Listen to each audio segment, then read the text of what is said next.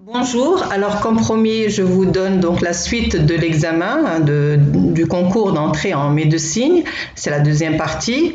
Et à l'occasion, donc je passe un grand bonjour à Sarah qui m'a fait un commentaire, Sarah Joly je pense, qui m'a fait un commentaire sur le premier QCM. Allez, c'est parti.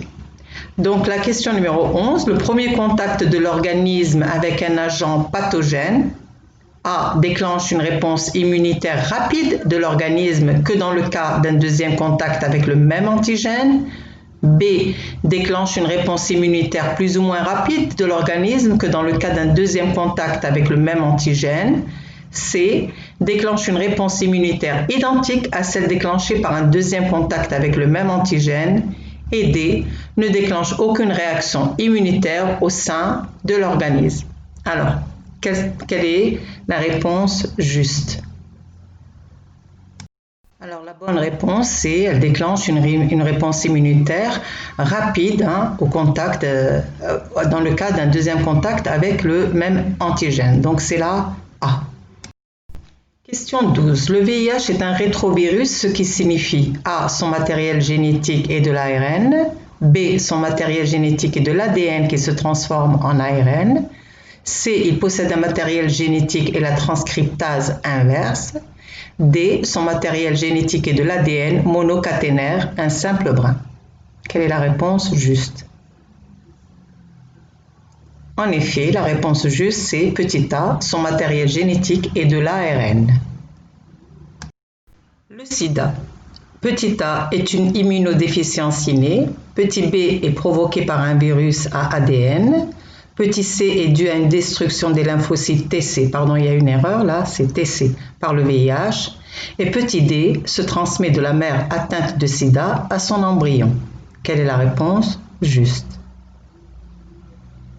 Eh oui, la réponse juste, c'est la D, se transmet de la mère atteinte de sida à son embryon. Un vaccin. Petit a contient des anticorps. Petit b permet l'acquisition d'une mémoire immunitaire contre différents antigènes.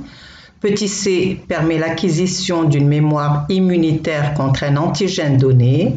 D peut être utilisé pour guérison immédiate contre un agent pathogène. Quelle est la réponse juste? Oui, la réponse juste, c'est qu'elle permet l'acquisition d'une mémoire immunitaire contre un antigène donné, un antigène précis. Les lymphocytes, petit a, ce sont des cellules se formant dans la rate et les ganglions lymphatiques. Petit b se multiplient suite à la reconnaissance d'un antigène. Petit c sont des cellules immunitaires de taille plus grande que celle des macrophages. Quelle est la réponse juste? La réponse juste, c'est la B. Ils se multiplient suite à la reconnaissance d'un antigène. Le sérum antitétanique, petit a, est utilisé pour un traitement d'urgence contre le tétanos. Petit b contient différents types d'anticorps. Petit c contient des toxines atténuées. Petit d est utilisé pour prévenir contre l'atteinte par le bacille tétanique. Quelle est la réponse juste? Oui, la petite a, il est utilisé pour un traitement d'urgence contre le tétanos. Question 17. La phagocytose peut être effectuée par A. Les granulocytes et les mastocytes. B. Les lymphocytes CD-T4 et les granulocytes. C. Les lymphocytes CD-T8 et les granulocytes. Et D. Les macrophages et les granulocytes. Quelle est la réponse juste? La réponse juste, c'est la D. Les macrophages et les granulocytes. Question 18.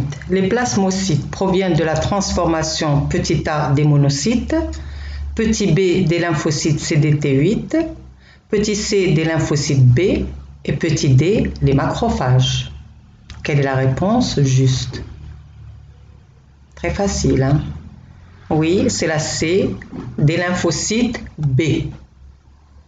Les lymphocytes T8 reconnaissent petit a des antigènes libres, petit b des antigènes présentés par des cellules présentatrices de l'antigène, petit c des antigènes présentés par des lymphocytes T, petit d des antigènes présentés par des lymphocytes B. Quelle est la réponse juste? La réponse juste, c'est petit b, des antigènes présentés par des cellules présentatrices de l'antigène, des CPA. Et on arrive à la dernière question. Pendant la réaction immunitaire spécifique, les macrophages interviennent durant petit a, la phase d'induction et à la fin de la phase effectrice. Petit b, la phase où ils phagocytent les complexes humains et les débris de cellules lysées. C, pendant les phases d'induction et d'amplification. Petit d, la phase d'amplification et la phase effectrice. Quelle est la réponse juste? La réponse juste, c'est A. Eh bien, ils participent à la phase d'induction en étant des CPA et à la fin de la phase effectrice où justement ils phagocytent les complexes humains et les débris de cellules lysées, etc. Allez, au revoir et au prochain concours que je vais vous présenter durant les jours suivants. Allez, au revoir.